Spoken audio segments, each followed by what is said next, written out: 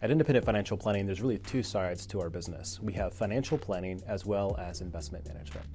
And I want to talk a little bit about our investment management process, or more importantly, what portfolios look like, the way that we manage it.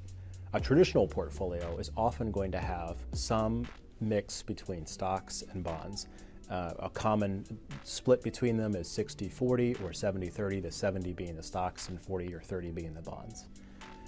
And what that portfolio is, the traditional method, is to say the stocks are going to perform really well. That's like the engine of the portfolio. And the bonds are going to support the portfolio when maybe the stocks don't do so well. So they're going to provide income with less volatility, and together we get a diversified portfolio. And on the surface, that's very true, because diversification, as originally defined, was the specific investments, such as like Apple, the tech company that we all know, compared to maybe an energy company like Peabody Energy. They have different characteristics that are going to drive them, but they're both stocks. And so you can have diversification even in one of those categories. But when I think of diversification, I don't just think specifically of the stocks. I think of it as an asset class. And when I say asset class, I mean stocks and bonds, the 60-40 element within that portfolio. But if you think about that, we're not very diversified if we have just two pieces within that portfolio. And I should mention, some people use international stocks in there. I'm going to be grouping them all together as stocks because they have performance characteristics that are very similar. When we think about asset classes, there's a lot more than just stocks and bonds. There's also managed futures, and managed futures are called trend following. And there's also private investments or real estate. And a lot of people's portfolio involves their primary home, but some people also have rental properties or other investments in real estate that are part of their investment portfolio.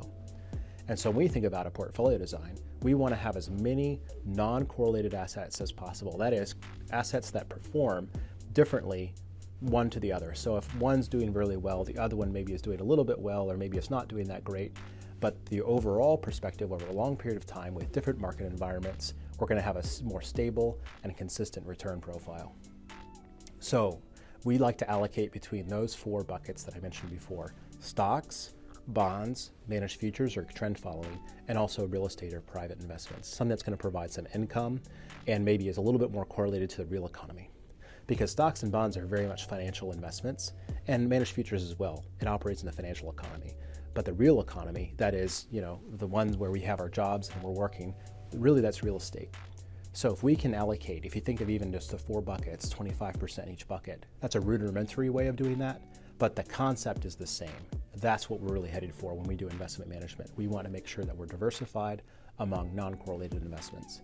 There's a lot of math behind that, but effectively, if we can really get correlations down to very low numbers, and again, there'll always be a pretty solid correlation between stocks and bonds. They can move depending upon the environment, positively or negatively correlated.